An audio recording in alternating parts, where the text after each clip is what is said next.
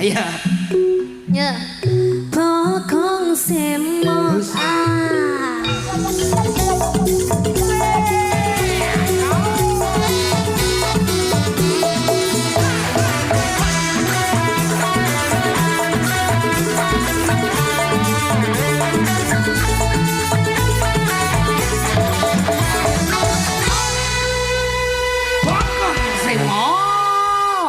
Aduh deh, oke.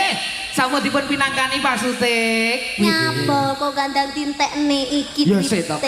Ngono iki ya diwet-wet. Nandane lek sik kersa mundhut lagu malih ngono kuwi. Ya mungkin dari Mbak Puja ada permintaan lagu apa? Iki mau kan Pak Sutek karo Busut. Terus? Sudah meminta lagu, ngersake lagu Bokong Semok. Jan bokonge Busutek. Ini pemirsa. Ini kan salindri.